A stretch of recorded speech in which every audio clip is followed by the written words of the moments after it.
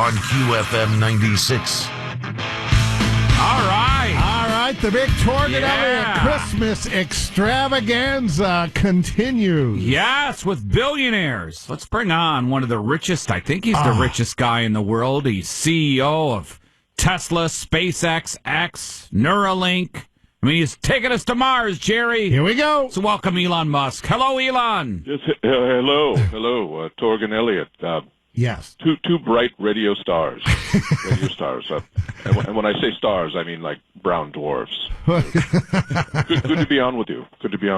I can see by the readings I'm getting on my Vandelay capacitor meter, your ratings are getting a boost right now because of my presence. Oh. Yeah. I'm seeing it in real time. Fascinating. All right. Let's get high and share some ideas, shall we? Let's spark up. Well, wait. You're going to get high, and then I haven't even asked the first question yet. Come on. Listen, I have to partake in the ganja, but because I know if I'm going to spend more time than 1 minute listening to this program, barely awake in the central time zone from the great state of Texas, it's going to drive me crazy. I mean, pretend you're in my shoes. Well, we do appreciate you getting up early, Elon. Between the early hours of your program Yeah. and producer Richard putting me on hold, telling me how much time we have before we go live every 15 seconds, I need to keep my brainwaves moving.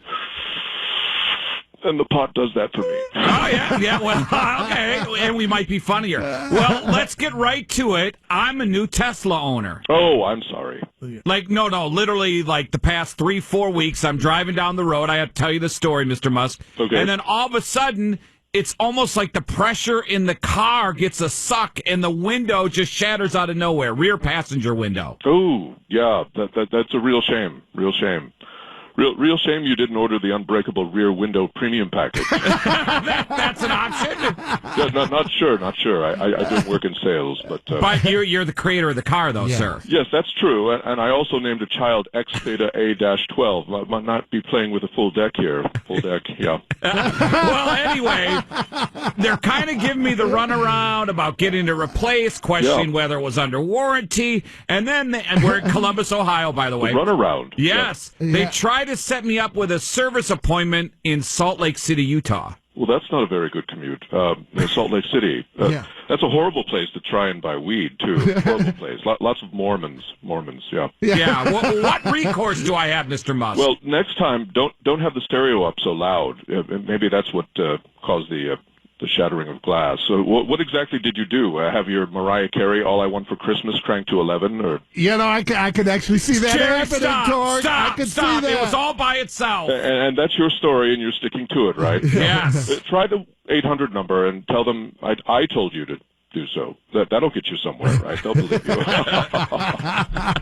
Well, you're lucky you're not here in our studio, Elon, but we did want to ask you if it was connected to, I don't know, maybe a wider problem, because as you know, you did recall, like 2 million vehicles? Yes, well, as you know, all car companies run an algorithm to see if the recall is worth the overall cost, and we're no different at Tesla.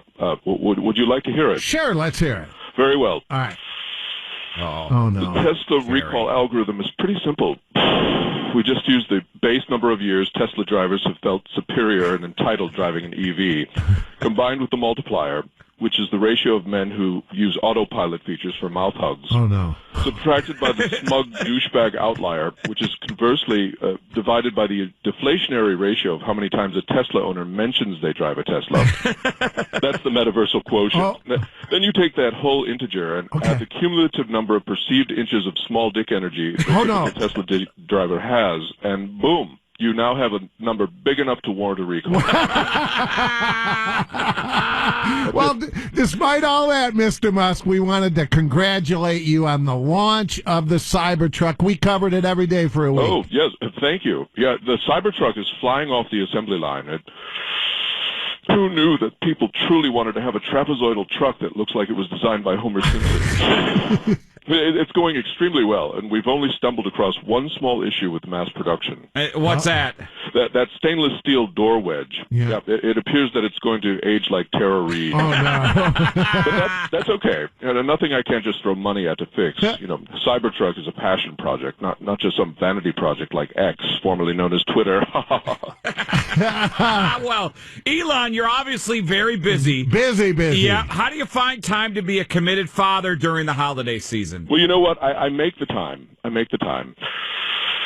You have to make time for the kids. Right now, I'm using the extra time during the holiday to teach them the typical dad things. Oh. Dad things. Quantum physics and putting brain chips in people's heads, destroying relationships with advertisers, building entire livable cities made completely out of Legos. Like I said, typical dad. Well, Happy holidays. goodbye, Barry. Happy Festivus to the rest of us. So powering down now. Oh, boy. It's the best of Torg and Elliott. That's not saying much. On QFM 96.